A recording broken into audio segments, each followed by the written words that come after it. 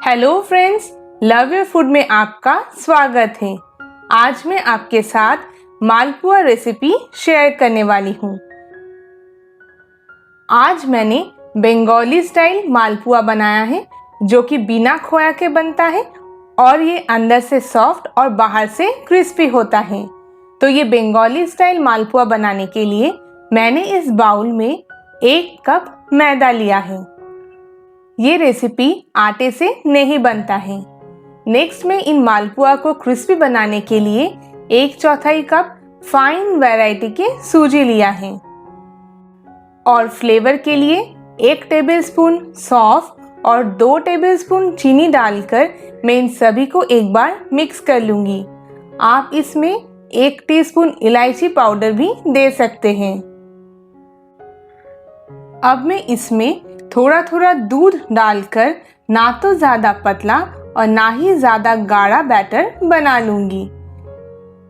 इस दूध को मैंने पहले उबाल कर ठंडा कर लिया था। मालपुआ के इस बैटर को आप 3 से 4 मिनट अच्छे से फेंटें ताकि इसमें कोई भी लम्स ना रहे और साथ ही इसमें थोड़ा हवा भी इनकॉर्पोरेट हो जाए, जिससे जब हम बाद में इसे फ्राई करेंगे ये अच्छे से फूले। अब मैं इस बैटर को सेट करने के लिए इसे आधे घंटे के लिए ढककर रख दूंगी। जब तक ये बैटर सेट होता है हम मालपुआ का चाशनी बना लेते हैं, जिसके लिए मैंने इस पैन में 1 कप चीनी और 1 कप पानी लिया है। फ्लेवर के लिए मैं इसमें 2 इलायची ऐड कर रही हूँ और अब मैं इसे मीडियम फ्लेम पर अच्छे से उबाल लूंगी। मालपुआ के लिए हमें चाशनी 1 तार या फिर 2 तार वाली नहीं चाहिए। सिर्फ चीनी पानी में अच्छे से घुल जाए और ये जो सॉल्यूशन होगा ये थोड़ा चिपचिपा हो, उतना ही ज़रूरी है। थोड़ा और फ्लेवर के लिए मैंने चाशनी में 1 टीस्पून के करीब केसर ऐड किया है। ये ऑप्शनल है। अब मैं इस चाशनी को 1 से 2 मिनट मीडियम फ्लेम पर अच्छे से उबाल लूंगी और फिर इसे एक बार चेक करूंगी। तो ये सॉल्यूशन अब मुझे थोड़ा चिपचिपा लग रहा है, यानी कि ये तैयार हो चुका है।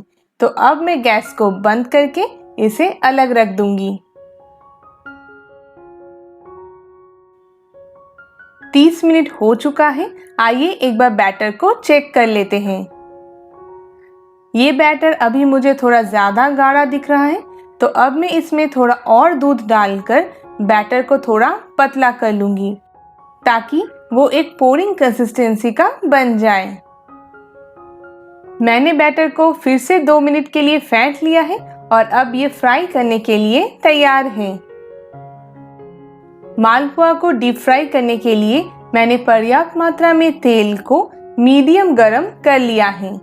आप चाहें तो मालपुआ को घी में भी फ्राई कर सकते हैं। मैंने यहाँ पर नॉर्मल कुकिंग ऑयल यूज़ किया है। तो फिर थोड़ा बैटर डालकर मैंने तेल को चेक कर लिया है। तेल सही से गर्म हो चुका है। अब मैं इसमें थोड़ा सा मालपुआ का बैटर डाल दूंगी।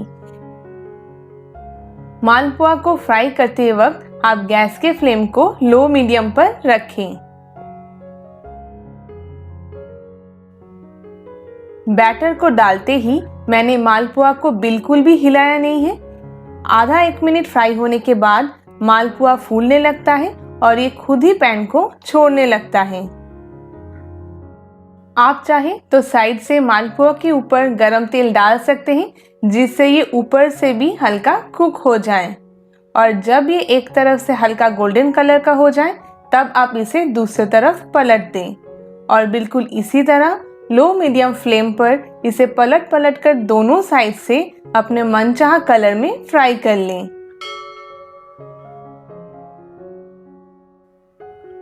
अक्सर जो पहला मालपुआ हम बनाते हैं वो सही से नहीं फूलता है, क्योंकि हो सकता है कि तेल अच्छे से गर्म ना हुआ हो। इसलिए अगर मालपुआ ना फूले तब घबराइए मत, वो मालपुआ तब भी खाने में बहुत ही ज़्यादा टेस्टी होता है। मैंने इसी तरह बैटर में से थोड़े मालपुआ फ्राई कर लिया है। अब मैं इन्हें चाशनी में डिप करूंगी, लेकिन उसके लिए इस चाशनी का हल्का गर्म होना ज़रूरी है। तो मैंने इस शुगर सिरप को हल्का गर्म कर लिया है। अब मैं इसमें एक एक करके जितना इस पैन में आ सके उतने मालपुआ को डाल दूंगी। आप मालपुआ को एक दो बार पलट लें और उस पर भी अच्छे से सिरप को डाल लें ताकि मालपुआ शुगर सिरप को अच्छे से एब्जॉर्ब कर लें। इस चाशनी में आप मालपुआ को 2 से 3 मिनट ही रखें। अगर आप ज़्यादा रखेंगे तो वो बिल्कुल भी क्रिस्पी नहीं रहेगा। और डायरेक्टली मालपुआ को फ्राई करने के बाद तेल में से चाशनी में मत डालें, उससे मालपुआ फूले नहीं रहते हैं। तो फिर बहुत ही टेस्टी बंगाली स्टाइल मालपुआ बनकर तैयार है। मैंने इसे पिस्ता और काजू के साथ गार्निश किया है। तो आप इसे आने वाली होली और बाकी सारे त्योहारों पर ज़रूर बनाएं और आपको ये मालपुआ कैसी लगी मुझे कमेंट करके बताएं।